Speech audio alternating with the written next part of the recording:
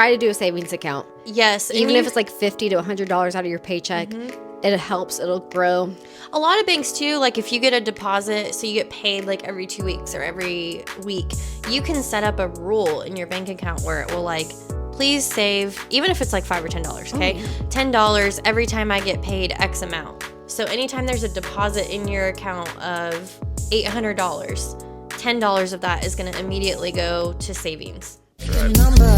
Taking a name, if you're cold at the door, welcome to the game. Hi, welcome back to another episode of Dear Dilemma. On this episode, we're going to talk a little bit about maybe saving some money and getting out of debt, because we all talked about my debt with freaking DoorDash, so can't forget that.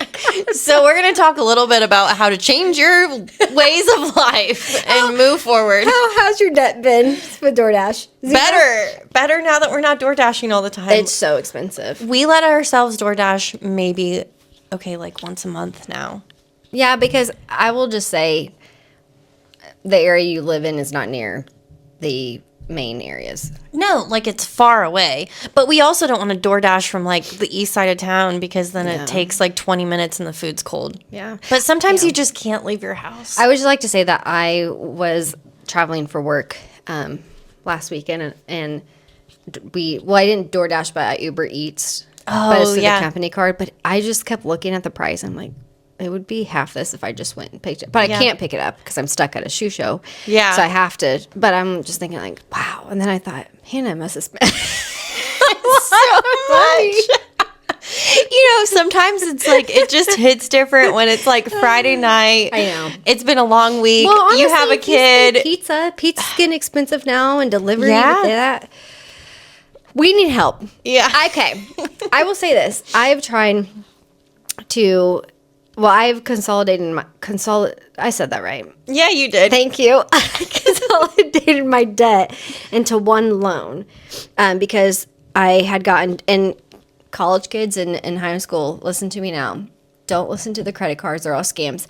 I got a Discover credit card in college because it had a really, really low interest rate. Yeah. And then they found out I graduated somehow.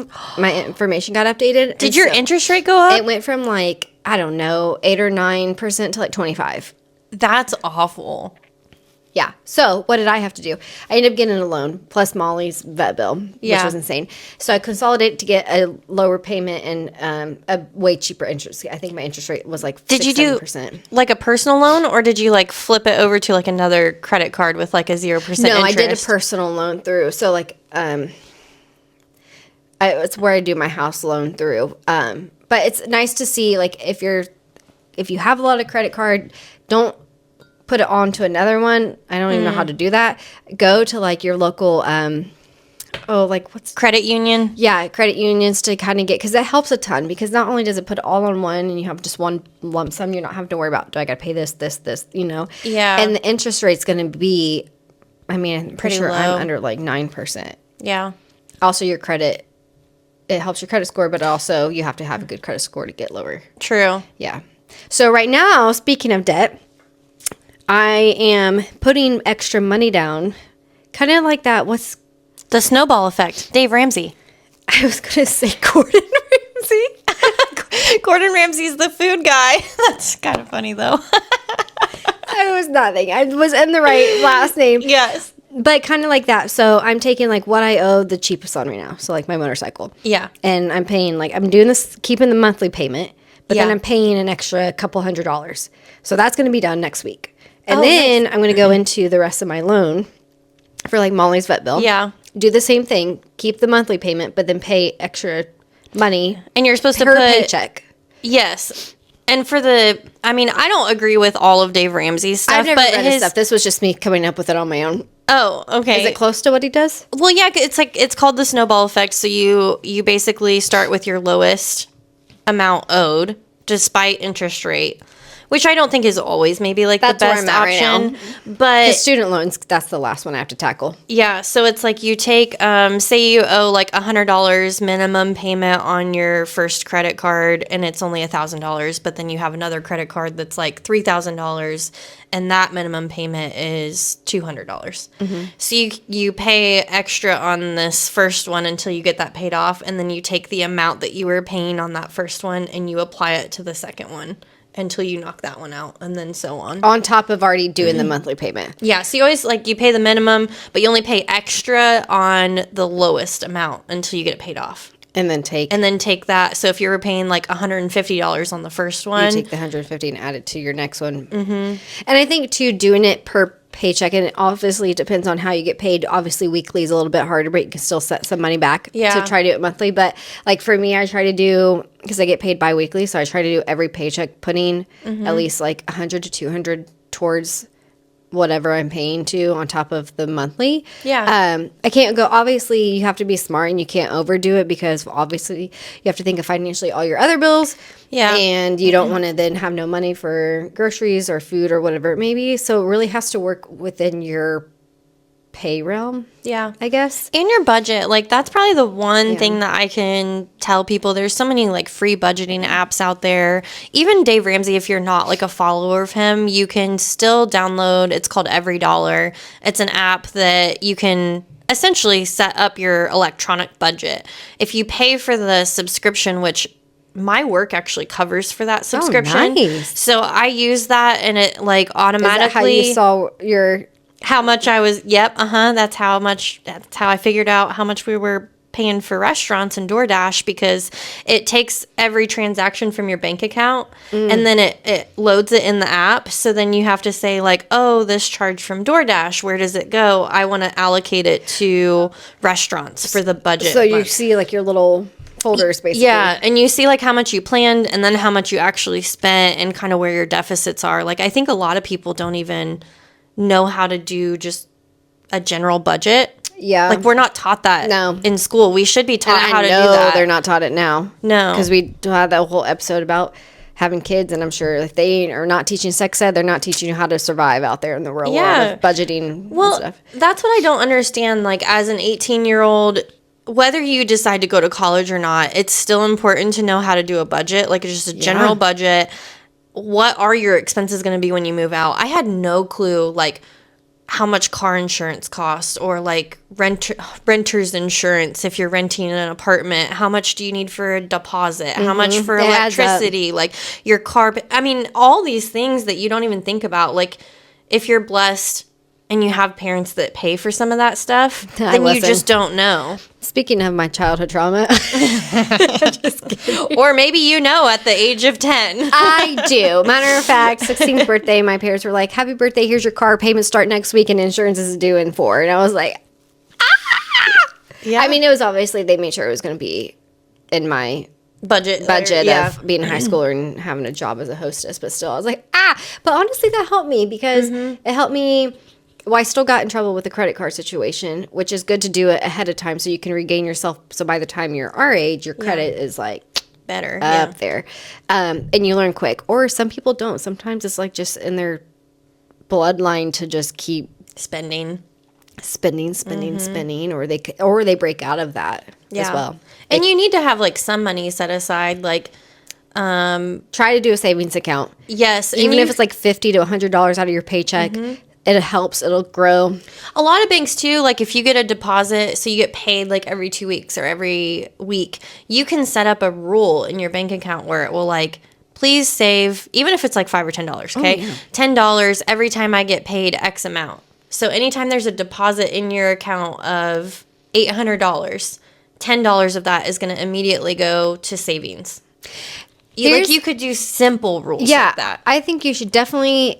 If you're struggling or not sure how to budget correctly, I don't think it hurts to go speak to like a financial advisor to help. I actually learned this. One of my friends just recently bought a house, and she had her mom set her up, and I can't remember if it was when she was born. I'm assuming it is, and they put money in it, and then she added to it when she started getting a job. And don't ask me what it is. They were just explaining it to me, and she has so much saved up that she was able to put like a normal down payment on a house. Oh, yeah. Like that. Which is, I'm like, what is that? Because like when we were growing up, we had CDs. Yeah. That were like worth nothing. Or bonds or whatever. I work with like a Edward Jones guy. Yeah. Like I've just worked with him since college because I got some money from my grandma. I forget what it was for. But anyways, I ended up investing that in, and I opened like a Roth and I opened a mutual fund account, so it was like investments, and then I also opened a 529 like college savings plan because I knew I wanted to be a mom at some point, so I started a educational plan for Jackson before I was ever even married. Like he wasn't even a thought. But it just started accumulating interest. I think I put like 1,000 or 1,500 in it and just left it alone, and now it's at like 3,000. And I haven't touched it since. Yeah. And then I've been able to take money out. So like this last year, my husband was unemployed for a while, and we had kind of some harder times that we weren't used to. So I was able to pull money out of that investment without getting penalized because I've been investing a lot when we were doing well. And so I wasn't penalized for taking out. I was able to take out the amount that I put into my Roth without being penalized. That's nice. So there's like certain because sometimes you have to like claim that back on your taxes, or they tax it before you can get it, or whatever it may be. Yeah. So there's like. So I highly recommend working with like a financial advisor if you don't understand. And it doesn't matter where you're at. You can be in the worst debt. You could have $5 to your name. It doesn't matter. That's what they're there for, is to help for sure. Unless you want to try to be responsible on your own and do it like how I don't have a financial advisor. I just was like, I'm going to try this and see if it works. Yeah. But right now I'm making enough where I can do that. Now, if you would have talked to me a few years ago, it might not even be on your radar. It would have been like, whatever, you're getting the minimum payment, here we are. Yeah. Like, same thing with student loans, where Grandpa Biden was supposed to help take care of that. Grandpa Biden, you let us down. You let us down. Now you're going to the nursing home. No, just kidding. And people are like, it's not our responsibility, which I get. But at the same time, I'm like, the older generation forced us to go to college. They're like, you need to go to college, you need to go to college. Yeah. What do I do with my college degree? Nothing.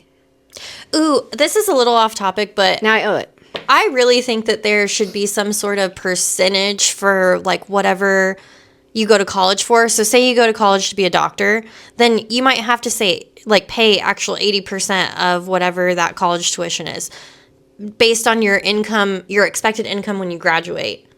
Like if you're going to school to be like a social worker that makes $30,000 a year, the same amount. Why are you paying the same amount that a doctor's gonna be making so much more? I don't know if that makes sense, but I'm like, it does. I feel like you should pay a percentage of whatever your expected income is going to be after you graduate. Like you shouldn't have to pay $100,000 for something when you're going to come out of school making $30,000. Yeah. I also think when it comes to that too, again, those in maybe going to college or in high school, that's another way to budget, is you don't have to go to these Big 10 schools. You don't have to go to the largest school in your town, whatever it may be. Like I went to a local school that's still considered under IU, and I have an IU degree, and I saved a ton of money by just going locally. Oh, and for those of you that are coming out of college, if you have unsubsidized loans, okay, they accumulate interest from the second you take them out. Your subsidized do not accumulate interest until like 6 months after you graduate. So if you want to tackle a certain kind of loan first, do your unsubsidized. Fun fact. Didn't know that. But it's like, why are we not told these things? Like, it's so hard. They don't teach you this in school. And some people like that I know don't even know if their work matches their retirement. Like if your work offers any kind of match for your retirement, just put in whatever percentage they match, just put it there. It's free money. You're missing out on free money. But that's another thing that I think that our generation, I'm worried about, we're not going to get, because I just don't see us getting a retirement. I really don't. You mean like your Social Security or retirement? Both. Whatever you put in your retirement, you get. It's just not going to be worth as much, probably. Yeah, I think I'll be working until I'm 99 years old and dead. I really do. I don't think that we are going to be set like our grandparents are and probably our yeah. parents. We are not set like that because I look to see what I have right now in my retirement. Nothing. I mean, I'm a little bit, but like Not compared to what you think you under could. 5,000 right now. I'm so confused. Really? It makes no sense. Brooke, we need to have a conversation. But I think I have a Roth that has more in it. I just forget how do you check out. But those are the things that they don't teach you. Yeah. So to me, honestly, I'd rather not even set up a retirement because and if you look at it, people that do retire, they're still working part-time jobs because they can't afford to not work still. And like I'd rather take all my money now and have it. And then pay off debt and then start sending money back. and you can't, that's Investment. that's part of Dave Ramsey. You're not supposed to do your retirement until you get all your debt paid off. Like it's like the baby steps. It's called That's the baby why steps. I'm only at so much money. Yeah, I mean, like people can look him up if you want to. Like, I think some of the ideas are good, but I think that it's important to just try to do a little bit each month. Mm-hmm. Whatever you feel like you can manage. It gets really overwhelming, I think, when you feel like you have such a big hole. Yeah. And you're trying to dig yourself one at a out. time. Yeah. And so here's our advice for getting out of debt because obviously we are going through it ourselves. Yeah. You need to budget. If you don't know how to budget, I'm pretty sure it's probably free to talk to a financial advisor. They're not going to charge you right off the bat. Figure out yourself of how much you want to spend per week. Like when you get your paycheck, how much do you need to put towards housing or whatever it is, your bills, and then look at how much you need to put towards debt and how much you want to keep for groceries and for fun. You have to be strict about it because if you're not, then you're just going to keep digging yourself in a hole and you're never going to get out of it. Yeah. And then And file bankruptcy and it takes care of it, but your credit that you work so hard for tanks really bad. Because I thought about that for funsies, and then just for funsies. I was like, what if I file for bankrupt and I owe nothing? And I was like, girl, your credit score is pretty good. Like I get told that all the time, like, wow, your credit score is so good for how old you are. I'm like, I get that a lot too. Can my payment be cheaper now? Mm-hmm. Not always. It does help you sometimes. Other times it doesn't really matter. I think definitely writing out your debts, like smallest to largest.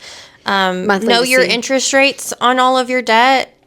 See if you can get cheaper ones. That's if you have Credit Karma, it'll tell you like, hey, you're here, but we can get you a cheaper rate at this place, which you obviously need to do your research and check into it. Just be like, yeah, absolutely, sign up.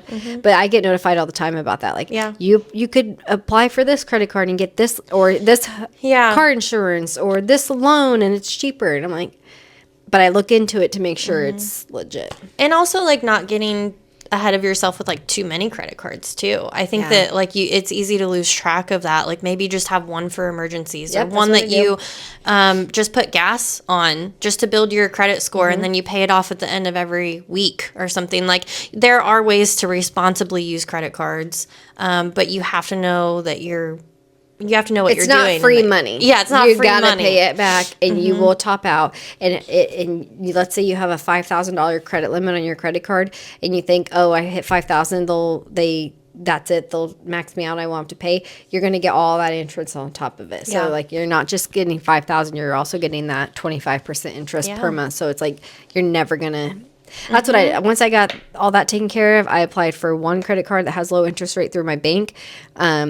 And like you said, in case of emergencies, and then I have a Best Buy one because I needed it. Which also check into that. Find the cards of places that do like Best Buy and 0% Menards, interest. 0% interest for 6 to 12 months, sometimes longer. Yep. That helps and I have those just because in case, like obviously Menards, anything. Yep. Best Buy electronically, but sometimes you get a better deal with like their like refrigerators and washer and dryers, and then I'm interest free. So you got to play it smart. Do the same thing. Like we have a Best Buy one for like the electronics and the appliances and stuff, whatever we need, and then we have a Lowe's one. And like at our old house, we needed a fence, and so we put the entire amount of our fence on there, but we were 0% interest for like 24 months. Yeah. So we had 2 years to pay off our whole fence. And you can get that knocked out pretty quick if you're consistent with it. Yeah. Yeah. So I think just like kind of keeping in mind those things. For example, like I even had my yearly checkup with my financial advisor, and he asked me those questions. He's like, so what's your budget? What are you allocating to everything? What are your debts? What's your percentage on your debts? Like They're there to help guide you. And he was like, okay, well, maybe you can allocate a little bit more here and there. And it's nice to just have like another person to bounce that off of. Yeah. Especially if like my spouse isn't super financially literate in the sense that he's never been taught those things growing up. So he relies on me a lot to be able to make those financial decisions. And sometimes I don't know. Yeah. So I'm like, I need I agree. guidance too. Yeah. And I need to reach out to somebody that's knowledgeable to be able to do that. Well, that's how, like, my fiance and I had already lived on my own a couple of places with roommates. So I was already used to, you have to budget out your utilities and your rent and all that. Yeah. And so when we moved in together, that was his first time ever moving out.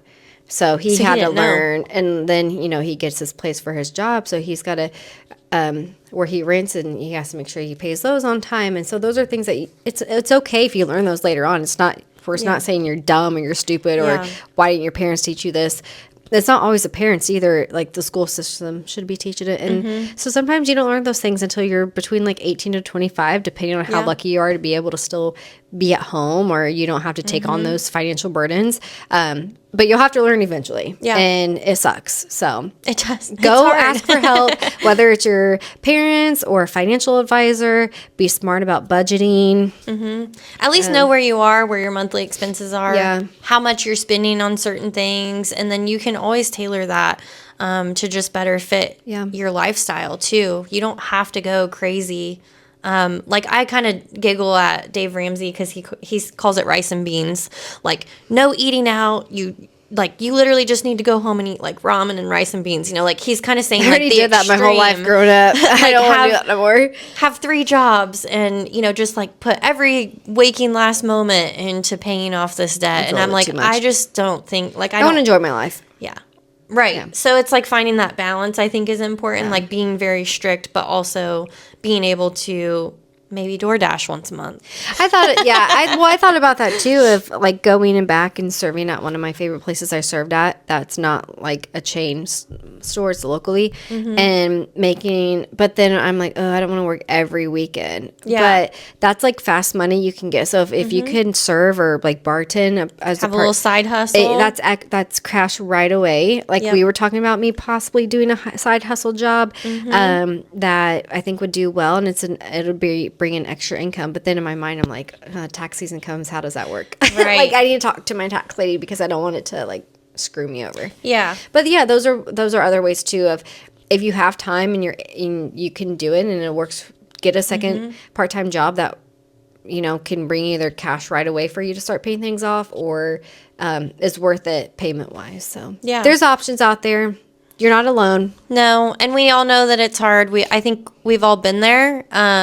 We've all struggled through that at one point in our life or another, and sometimes it takes longer for you to get out of it. Like I was saying earlier, like my husband and I were used to a certain lifestyle, and then the unexpected happened, a job loss, like things happen in life and you go through it and you just figure it out and you come out on the other end of it. Yeah. And sometimes it just takes a minute and that's okay. Those things happen. Dave Ramsey himself, we're going to talk about him one more time. He was a millionaire at a very young age and completely lost it all, like squandered it, filed bankruptcy, and then Had to rebuilt and was a millionaire again. So it can happen, but he was like, I learned so much from that experience and now I know how to like never do that again. And that's why a lot of people follow him, because they're like, he did it had twice. ultimate success, he had ultimate failure, and then ultimate success again. So I mean, from the mouth of babes, right? Yeah, I agree. So, well, we hope that helped out a little bit for your debt situation, or at least to give you some ideas on how to maybe start figuring out how not to be in debt or how to get out of debt and what to do. And if you have any other options or ideas, comment below. We're always interested to see what other people do. And We might have to do like a part 2 on like weird ways you save money, because I've got some weird ones. I'm sure you do. I'm sure you do. Well, until then, thanks for tuning in. Make sure to watch us next week as we will drop an episode on Tuesday with a new dilemma. Make sure to like, comment, subscribe, and follow us on Instagram, YouTube, and TikTok. See you next week.